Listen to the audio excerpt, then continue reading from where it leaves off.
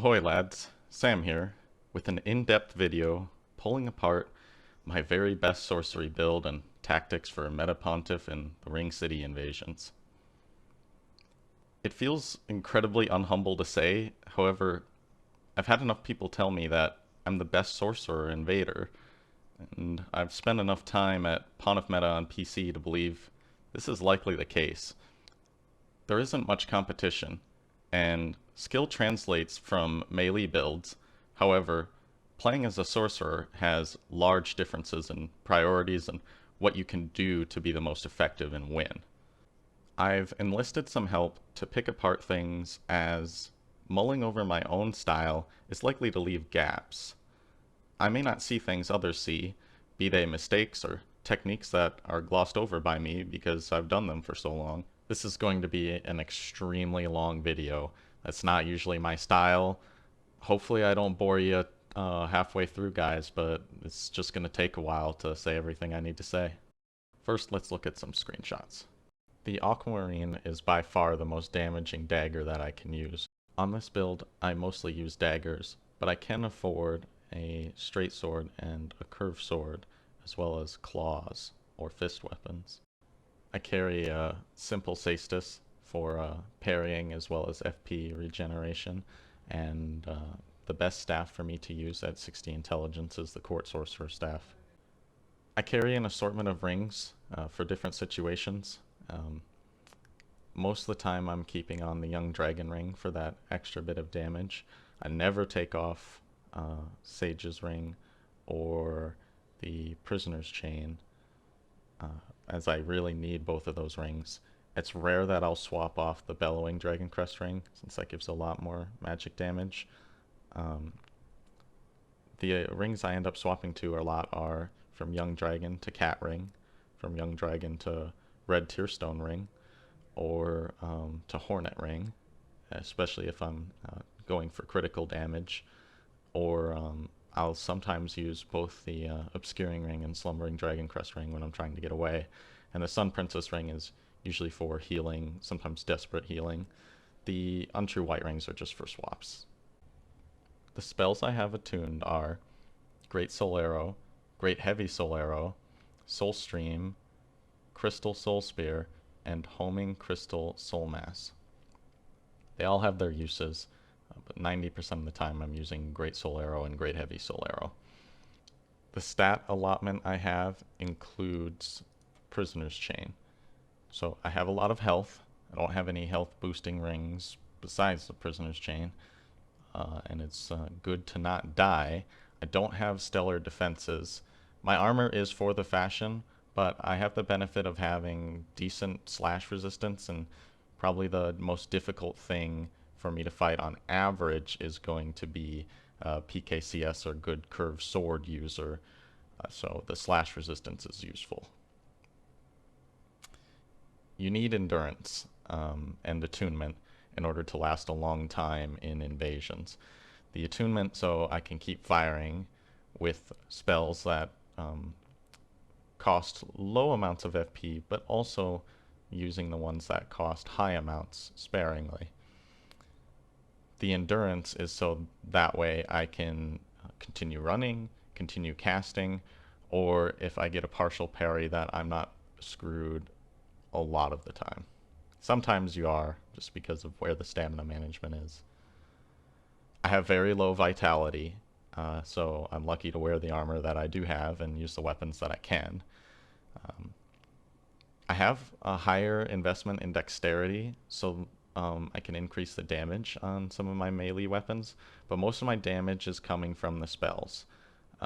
That's going to come from the 60 intelligence investment. Faith and luck are just the default.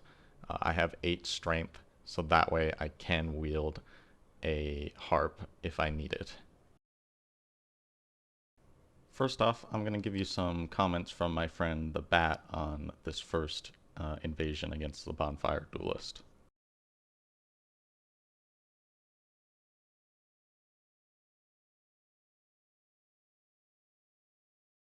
The ultra guy, he just rushes you, like rolling in for the front, what is of course another mistake. and you manage to punish his rolls by spamming R1, but you don't actually spam, because you give him 2 R1s and then you delay and give more 2 R1s and then you stop aggression. Let me just confirm it is here. Just before that, that's the number of R1s. But well, anyways, the important is you aggress him, but there is the thing that I would not have realized, and probably I would get punished by that, because I did not realize this guy had a Castus.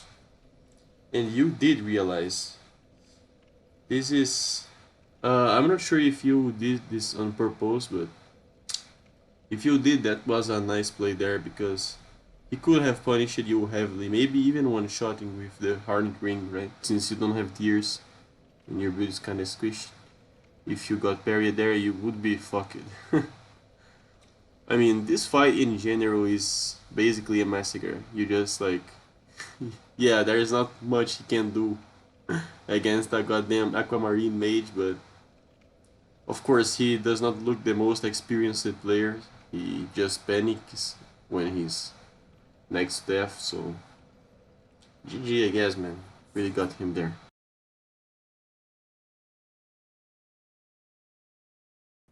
I don't have a lot of great wake-up options, but I do use the Aquamarine weapon art a lot on wake-up, because if they roll, I'm very likely to catch them, even on a light roll with that extended reach of the weapon art. I also will pop the weapon art in order to make people think I'm going to attack and get them to roll preemptively. I sometimes use this to bait parries as well, because some people will parry as soon as they see you starting the weapon art. Other than that, I keep the pressure on this guy because I am sure that he is going to try and heal, and I'm trying to put him away before he can.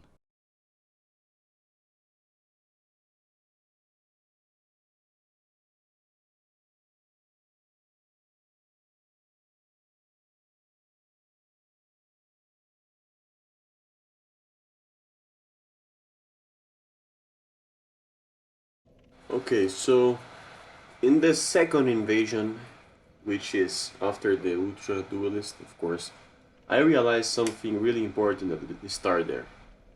You can see that you and your teammate, the other invader, the Firestorm guy, you guys are cornered in a not good way, like really. And this is, in my opinion, a little mistake that of course you could correct later because the gankers did not realize it, but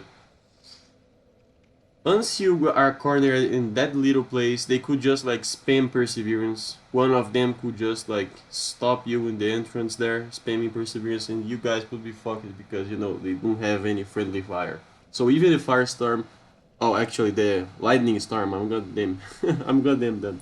So actually the goddamn Lightning Storm guy would not be able to spam Lightning Storm without killing you, and even if he did, probably he would get blended to death even before casting. So that would be really not good to see.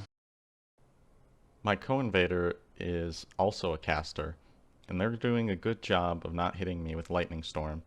I make a small mistake due to lock-on and hit them once with Soul Arrow, and I almost do it again, but I reflexively unlock and fire away.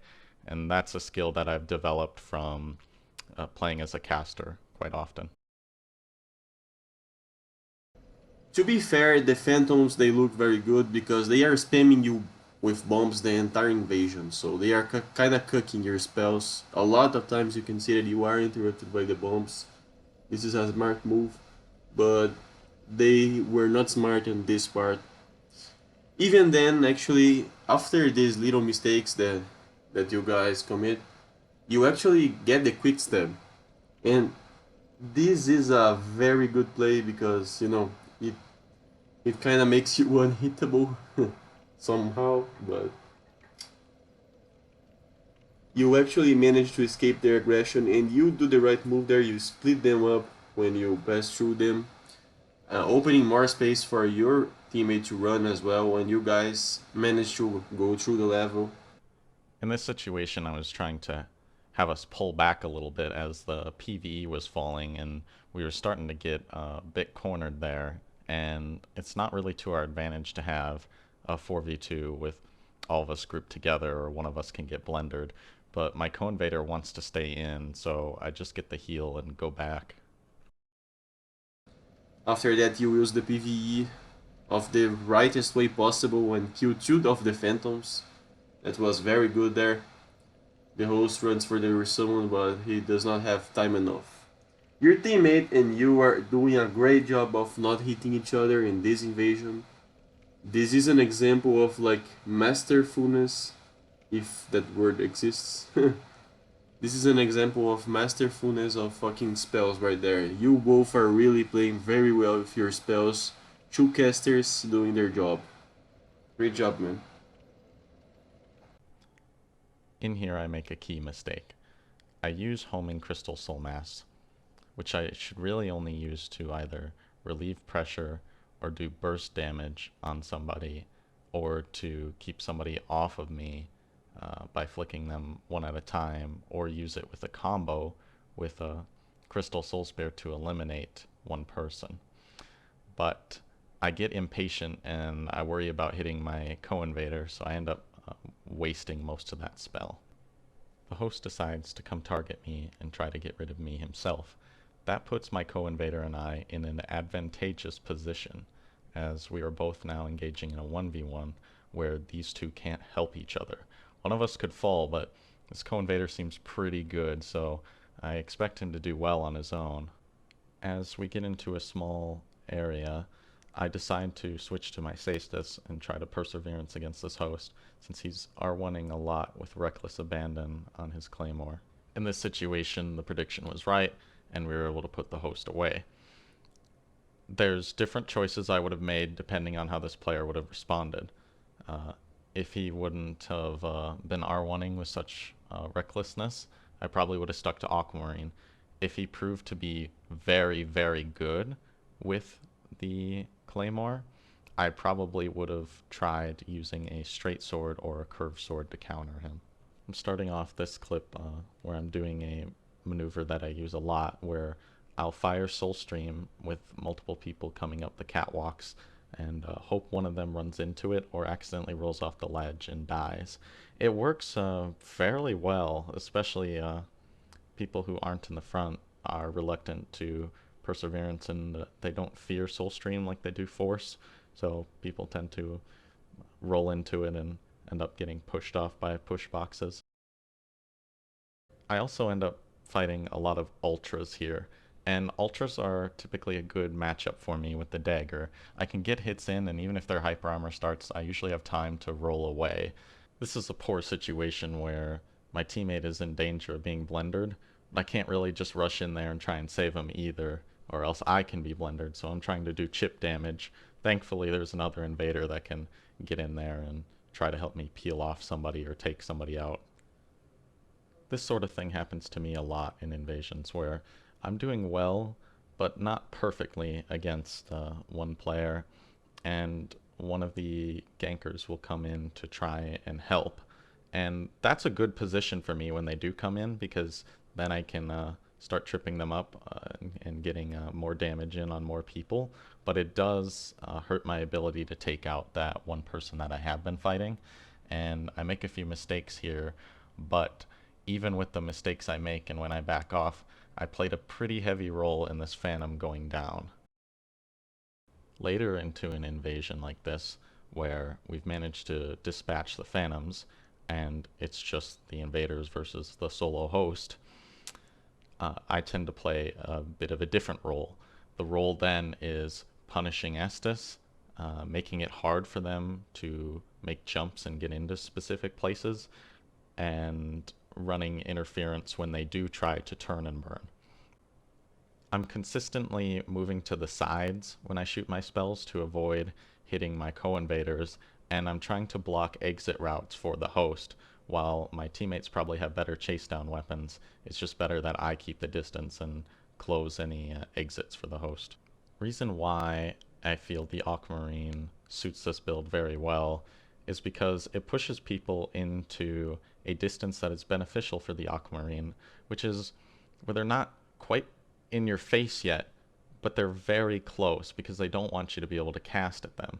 so they get into that sweet spot for the Aquamarine, and that can let you do some great melee play against somebody.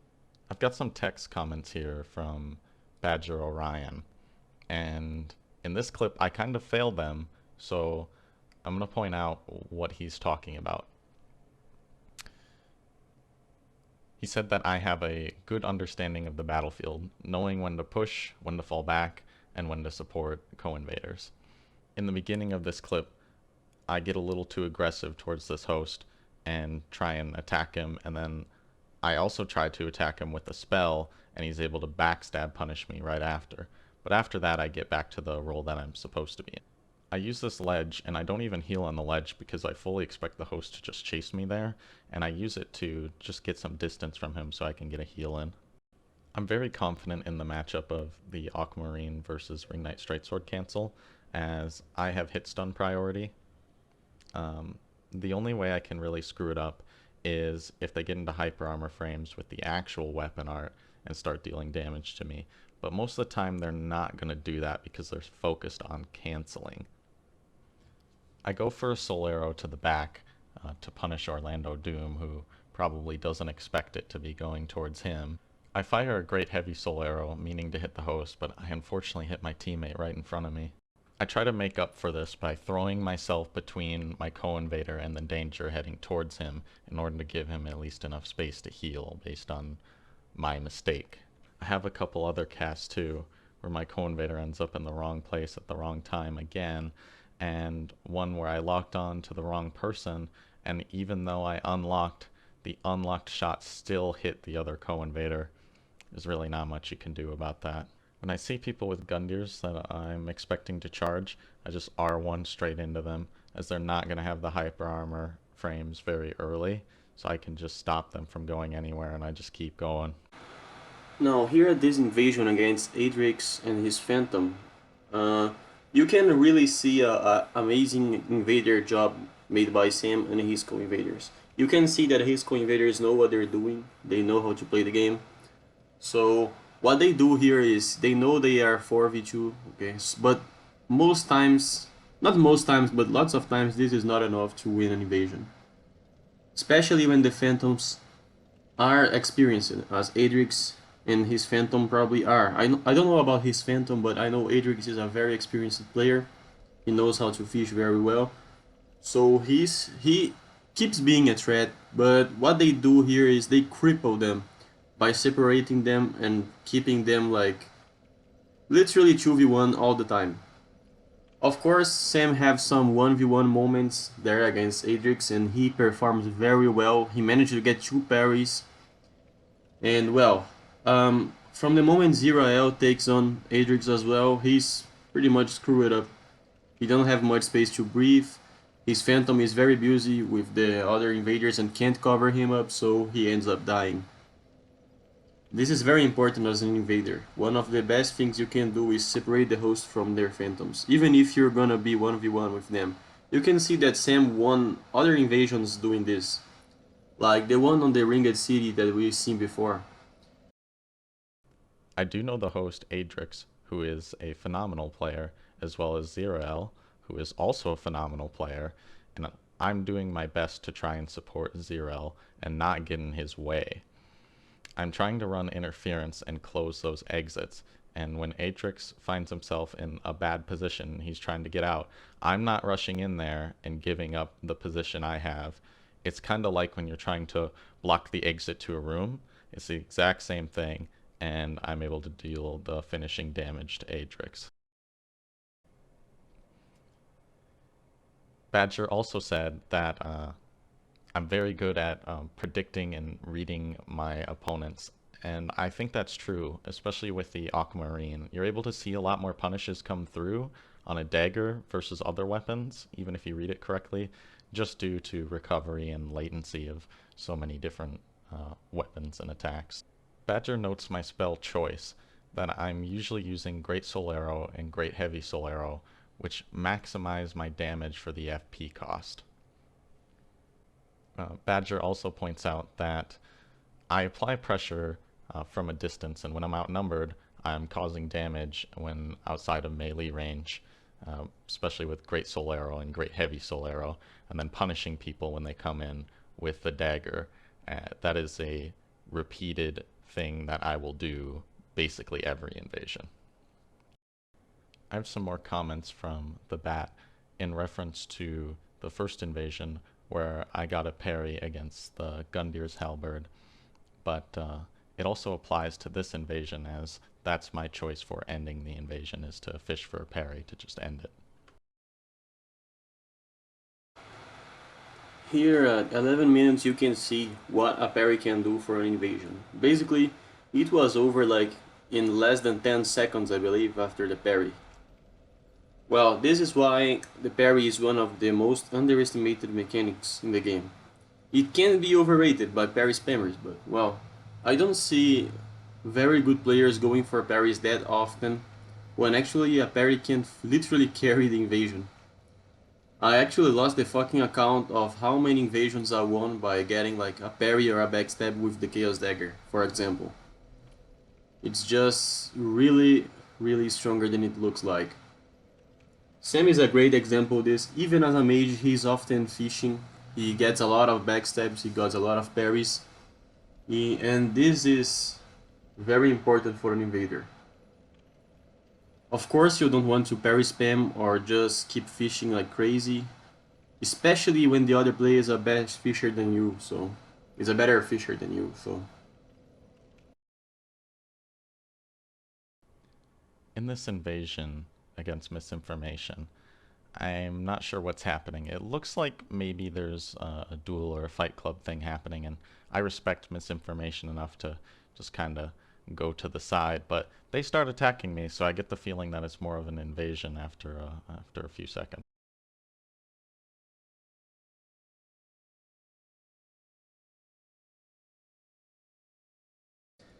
Well, in this invasion you can see that Happy Seagull is doing a lot of forward holds. He's rolling a lot in the direction of Sam.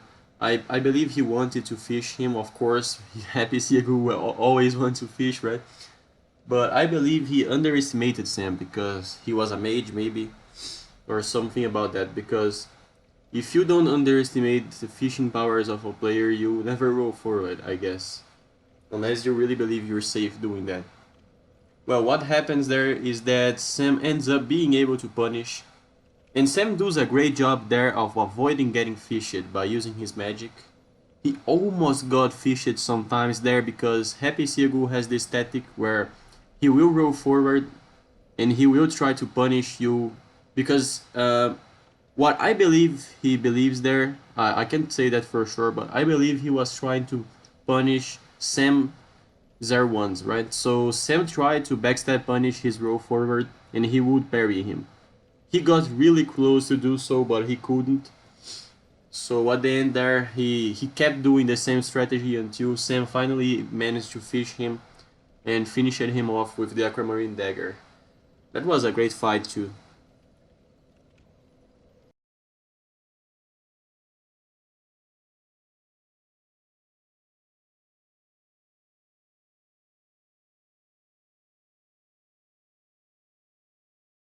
I'm starting off this clip with a chain. Now, chaining is effective due to the iframes that you get out of a riposte, but more so out of a backstab, allowing you to chain up more critical hits. And it's something that I will go for even if it gets me killed. It is stylish, but it is actually a good strategy to do. Sam here tries to run from the duo there, who is Adrix again and his Phantom. And he is having trouble. You can see that he's having trouble because, of course, they are both experienced players for what it looks like. And they know how to chase down someone.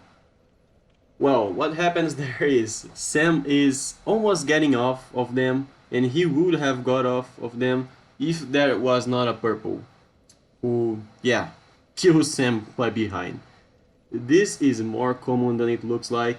If you are not used to Pontiff meta, you better get used to purples killing you all the time by behind. From the appearance of this invader who invaded me, and I guess I'm the Bonfire duelist this time, He appears to be someone who wants to fish, and that's something that I have to be very careful of.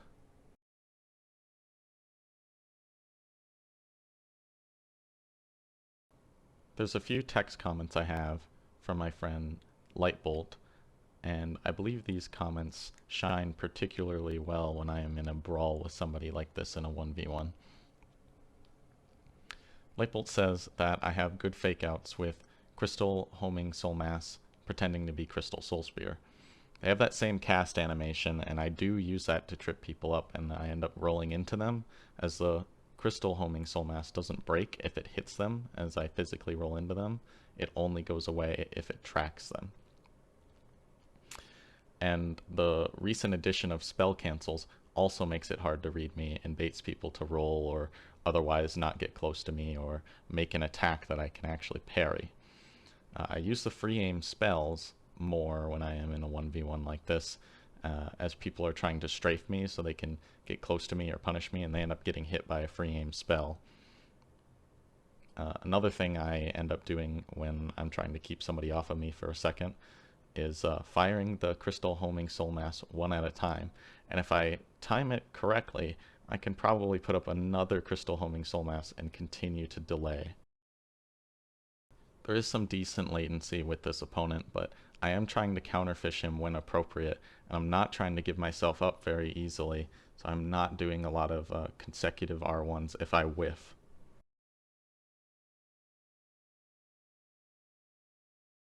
This is a good time to mention one of the criticisms of the build into my playstyle that comes from Yeetomato, and he's absolutely right. He says that my build lacks burst damage options.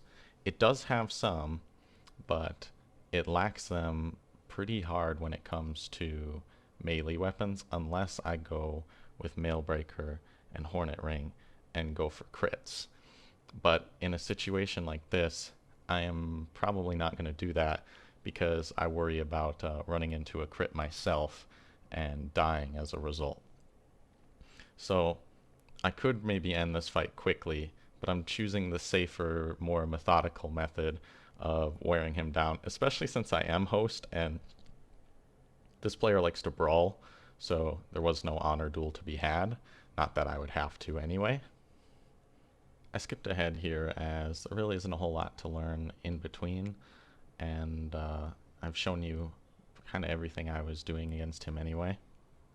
I do a few too many panic rolls against this guy as he is waggling at me, but even really good players against a Corvian while they're low health and they get waggled like that are probably going to panic roll once or twice.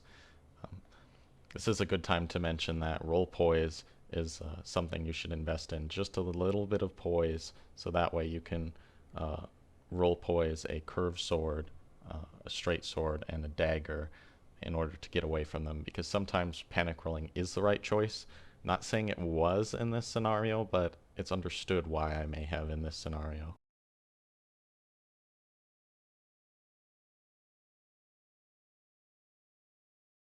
You can see the strength of the fishing technique against ganks in the Ringed City. Like, Ringed City has arguably the strongest PvE on the game. So what you want to do if you really want to win is you just let the gank busy with the PvE and keep fishing them. This is the easiest way of killing a gank in the Ringed City. If they don't die by the PvE alone, which sometimes happens if they are PvEers, you can easily take them off just doing this. If you're not the Fisher type, you can just wait and get like a strong true combo on their back, like the Cell Swords combo, Twin Axis combo. This still works, but the fishing technique is really one of the best to do in the Ringed City. Of course, against experienced ganks it won't be enough, but with most ganks you will be able to kill them only by doing that. Believe me, really useful. I am running down this host with the other red, and I'm not really trying to fish him, but he does give me a couple of easy backstabs against him. After the second one, I see my co-invader come up with Gundyrs, and I'm assuming he wants to go ahead and Gundyr charge, which I'm going to let him do. It is a better wake-up option than what I have. If the host is very low, I'll go ahead and go for it anyway, but in this case I don't want to get in his way and I want to play a more supportive role. Of course, that co-invading Sam is very good. He's a very good mage, a very good support, and he will like save your ass 1,000 times. But out of this 1,000, as every mage, sometimes this happens, the team damage factor, and there is not much he can do about it. There is not much you can do about it. There's not much I can do about it, unfortunately. It's just how the game works. The lock-on has some unfortunate mechanics that ends up screwing up mates. But of course, we can always work to get better at this. Sam is one of the best, so I'm not saying this to him. It's more like a tip to every mage who is watching this. Lightning arrow users, vestige users, for God's sake. For God's sake, vestige users, please. Do not hit your teammates, okay? Soul arrow users, crystal soul spear mages, yeah. Like,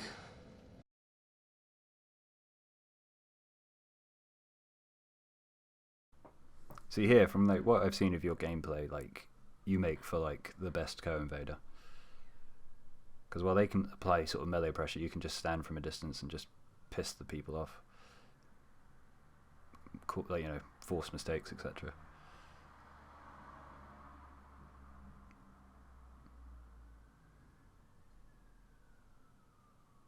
Oh, poor Saint. Oh, he's looking at you.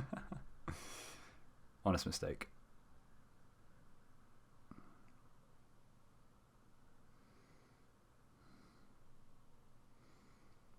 But yeah, there I think you probably should have stayed your distance a little bit. Because now, yeah, you're in a compromised position. You were better when you were just holding off a little bit, letting them cause sort of like melee pressure. Anyway, chasing.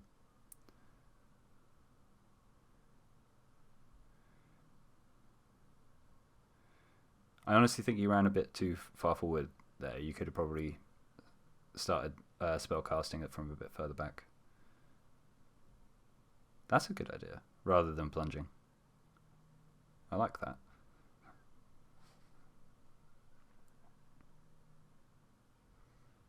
But where's the host? Oh, he's run off. Okay, summoning a phantom.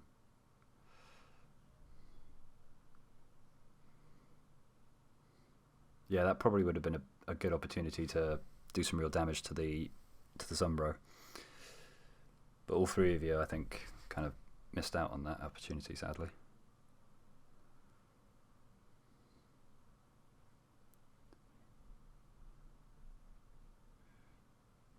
Now they've got a fair fight, so to speak. But this is good, yeah, just pelting soul arrows while they're causing damage. Your other teammates, I mean, are causing damage.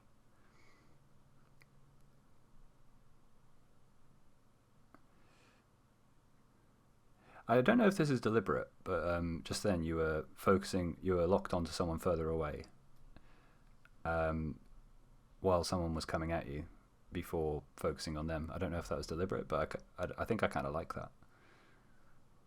Keeps people guessing as to what you're going to do, causing them to play, I don't know, passively, I guess. But this build kills passive play, from what I've seen. Yeah, I don't know what just happened there. That's a horrible lag spike. Yeah, shouldn't have taken your mind off the host there.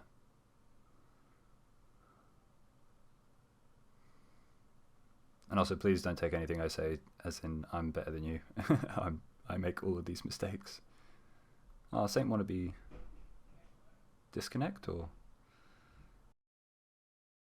Pac highlighted a key thing in invading as a sorcerer that I find effective, and that is to target the person in the back, or the person that isn't closest to you. Their attention usually isn't focused on you, and they're less likely to believe that you are actually trying to hit them. So, Pac made a comment about how this build destroys passive play. It does and it doesn't. depends on the passive play. So a group of 3 that are hanging back and trying to whiff punish and I have a co-invader, I'm usually going to do pretty well at that. Somebody who's running away using Fap Ring and they're just running in a straight line, I'm going to do pretty good at that too. Where I struggle is when fighting a solo host who is light rolling and running and not trying to engage at all. That's difficult. That's difficult for a melee build too, but even harder on this one.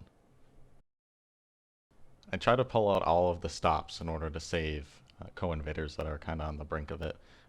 If they get critically attacked, they're likely to be running away. This is a later cast than I would like it, but I use Soulstream to try and clip the people chasing him, and actually gets 2 of them off of him for a second, and the 3rd comes after me, so I get what I want. This gank is a 3-man chase down gank. They want to 3-man everybody, and that is very hard to survive against, so I try to hit the right person or at least somebody to stun them and slow them down. But yeah, you need to be more on them, I think. This is good, yeah. Much better. I like the switching up of spells, you know. Eventually the host has had enough of this and he decides to attack me himself, which is good because it stops the 3 men from all piling on my 1 co-invader. Even though he's an ultra user and might struggle against those 2, it's going to be a lot better for him if I can at least take this host, who has Murky, so I go ahead and grab a harp to mirror him, and I'm confident in taking him on my own. I'm just hoping that my co-invader can last. And this host was very latent, and I know that when I'm fighting somebody like this, it's best to swing very early, so that way you're swinging before they're even in your weapon, like in the weapon hitbox, and they end up inside of it, and that's how you hit somebody on high latency with Murky or Harp. And that's something I picked up from the Bat.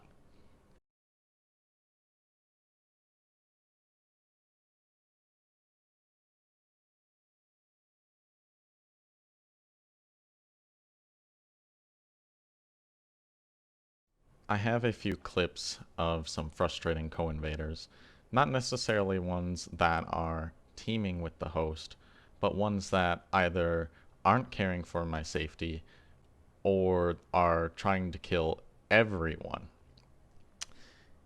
I operate on a little bit different of a philosophy than how I operate when I'm on a melee build with this sorcery build. Since it is a supportive role, if my teammates are putting forth a moderate amount of effort to kill the host, it's usually in my benefit to not attack them and put my energy into that. They have to be exceptionally bad or troublesome or dangerous for me, which usually I can stay out of whatever danger. Even if they swing with reckless abandon, I can stay behind and just fire sorcery. However, sometimes people are so aggressive or so difficult to deal with as teammates, and I just have to get rid of them.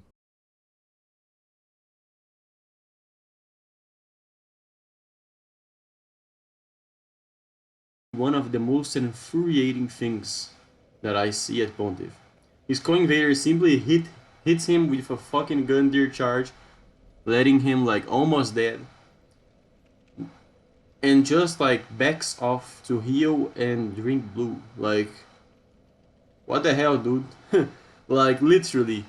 Ultimation was running after Sam with a fucking Murky, and his co-invader just steps off and lets that happen. And you can see that it wasn't just for the heal. He really like went off like to do something else, and he even like stays like still there and watching for a second there. This personally would be enough for me to kill a co-invader. Where they try to plunge there, I would plunge that guy for sure, because, well, if the guy is just trying to kill the host mindlessly and don't care for teamwork, I don't need him at my team, right? And indeed, after that, Sam just basically kills Ultimation by himself with the plunge, and the invasion is over. But, well, that invader there, not gonna lie, he made me salty just to watch that.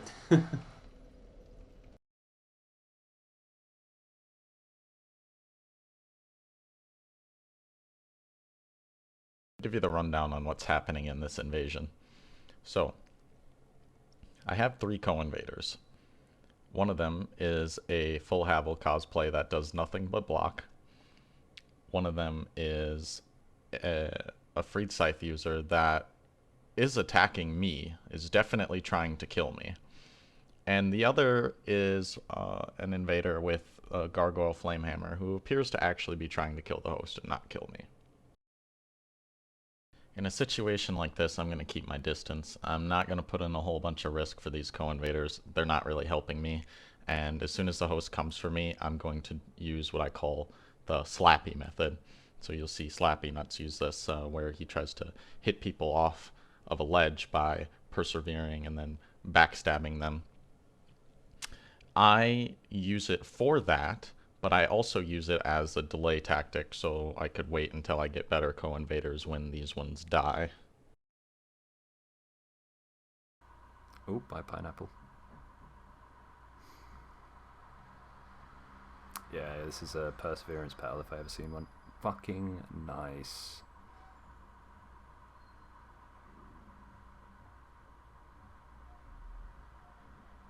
Right idea there.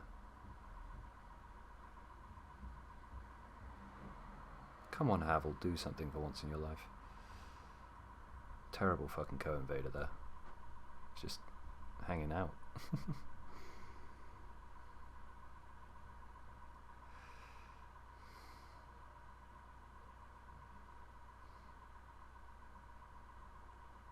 I appreciate this host using the knight armor though. Great fashion. So the Havel is being a little bit helpful, stopping causing any progress. But and that's kind of what you want to be doing. Which you are. Yeah, I don't have too much to say about this invasion. It's a bit of an odd one. Because that Havel's just being an idiot. Nice spell cancels though. Very nice. Good bait. And wow, that damage.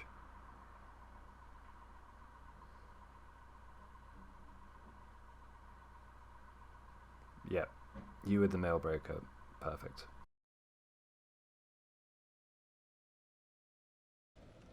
What we can see in this clip is basically the strength of this true combo. The soul stream, in case you don't know, if you get hit by the soul stream and knock it down, you will have no iframes in recovery. So if you're like, if your character, at the moment your character is trying to stand up, you have no iframes, as you can see. So what the caster can do is he can just hit you with the strongest spell he have. In this case is the Crystal Soul Spear, and you can't do anything about it. You can see that the guy was pretty much full health when he got hit by the Soul Stream, and he got killed in like seconds because of this combo, so it's brutal.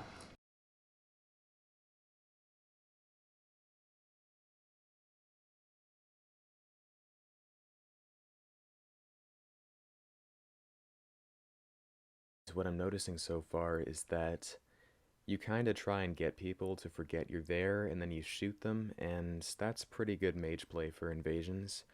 And when they do try to show some aggression towards you, your aqua is like your F off button to get them to get away from you so you can keep on shooting at them.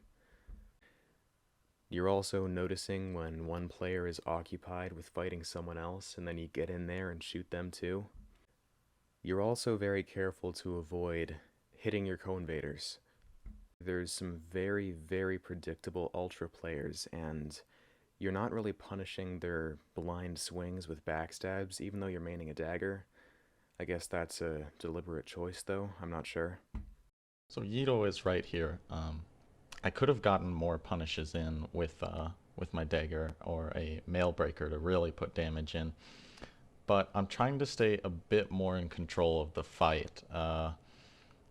There's times where I should have swapped and gotten the easy punish, and I do later, but I'm trying to keep my co-invaders alive and focus on playing the support role more than just fishing for backstabs.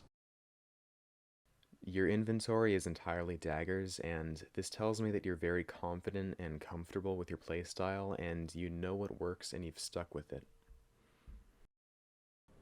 Yeeto is correct, and he did tell me later in text that my build lacks burst damage, and he's very correct in that. When I was fighting him in some duels, I really struggled against his spear. Spears are definitely a weakness for this build, and to be honest, I've had the answer in my inventory the whole time. I do carry around a crystal short sword, and that's what I should use against a spear. It's not the best weapon, but it's gonna be better than dagger play if the person's very skilled with the spear and I'm in a 1v1.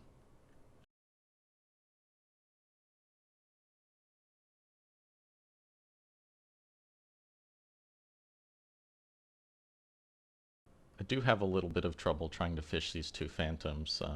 Because there's two of them on me, I'm a bit reluctant to go for punishes in case I miss and I take a lot of damage. I probably should have played it a bit riskier in order to get those critical hits, but in the moment I chose not to.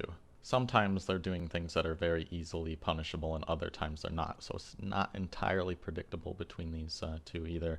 And when I'm rolling behind or trying to run behind for a backstab, they aren't queuing up a lot of second R1s, making that easy for me. I do have enough space to get homing soul mass off, which I don't normally use, but at this level I was. I do the same thing with crystal homing soul mass, and that is to get people off of me. They don't like soul mass because of how fast it is, and it can give them, it can give me a little bit of space in order to heal or just reorient myself. This is more of basic mage play, but I use Great Soul Arrow a lot to punish people's heals when they heal too close to me, or while they're sprinting away and they're just trying to get away, not paying attention to me, maybe a closer melee player. Even with Estus cancel, if your connection's good enough and you're close enough, you fire Great Soul Arrow, you can punish their heal. Probably not before they drink the Estus, but you can get more damage into them.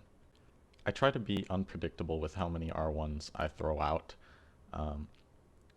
I'm a bit more careful when I see a parry tool, but sometimes I'm going to R1 twice, sometimes it's going to be 3 times, 4 times, and an R2 8 times. It depends on what I think the opponent is going to do. So it's definitely guesswork, but against certain weapons, like earlier with the Gundyr charge, it can be an educated guess. So finally, when I've been fighting one alone, I decide to pull out a Mailbreaker and use that to backstab him to do a lot of damage. I should have also put on the Hornet Ring, but regardless, Mailbreaker still does a lot of damage. When I'm fighting a good player with hyper armor weapons, I have to be careful, because unless I hit them very early with the dagger, they're going to poise right through it. So sometimes I'm only going to get one hit in and I have to back off. Vermilion's also trying to fish me, which would do a lot of damage, so I'm being wary of that as well.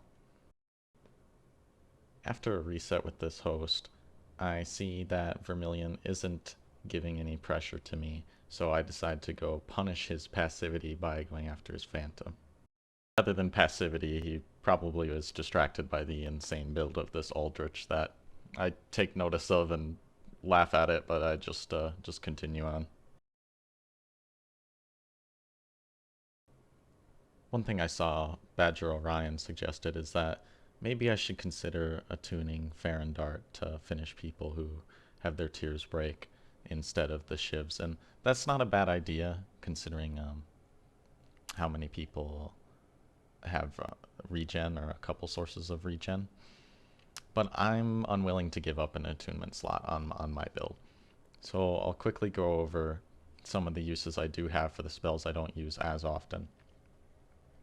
Crystal Homing Soul Mass.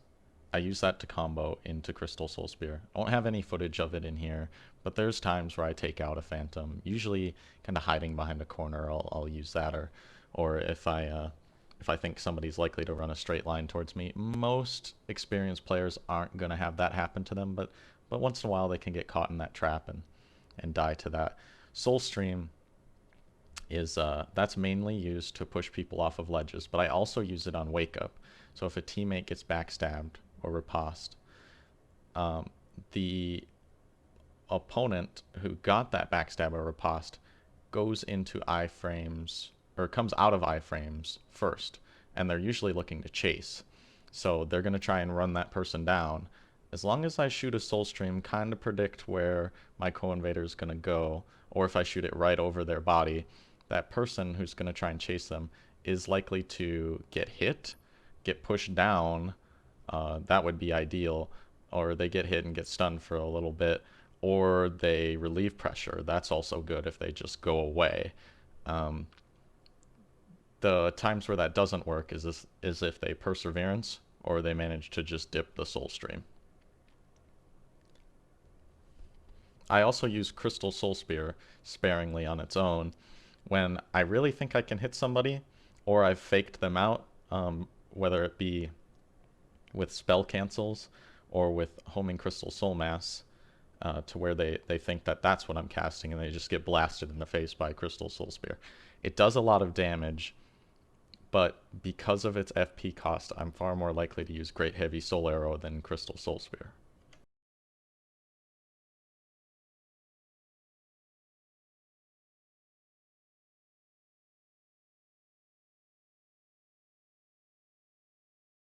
I do need to start implementing swaps more, and a sneaky one that I have been using recently is where I will two-hand a parrying dagger, because it looks like the Mailbreaker or Aquamarine if you're not paying that close enough of attention, and people come up to me and I get a surprise parry out of that, and then I can heart swap to a better riposte damaging weapon. I know how to do hard swaps, and I use them a lot on my melee build, even on the fly, right as somebody's running at me, as I'm running at someone, but it's less useful on this type of a build. However, I've taken that as a crutch to not use it, and I need to use it more. I get a lot of benefit from players that don't know me, that just see another sorcerer, and that makes them underestimate me greatly. That allows me to get more punishes, or for them to not take my melee gameplay very seriously, and that has netted me a lot of kills. Less so nowadays since I'm more recognized at Metapontiff, but it still happens. As we're getting close to the end of this video, I'll just take a couple moments to say that I'm not done giving sorcery tips, I'm sure. I'm sure there's still more I can learn. I will be still adding to my regular series as well. There's going to be a couple other videos outside of those series that I'm planning on releasing soon, and I've got a few projects lined up with PacWintergreen too. Everybody that helped me with this video, I'm going to have them in the description. All of them are great people. Everybody that helped me with this are great people. They do different things with Dark Souls, but I couldn't recommend that you check out everybody in there more. I originally thought spell cancels would not be viable, but the first day I tried them, I realized that from that day on, that was untrue.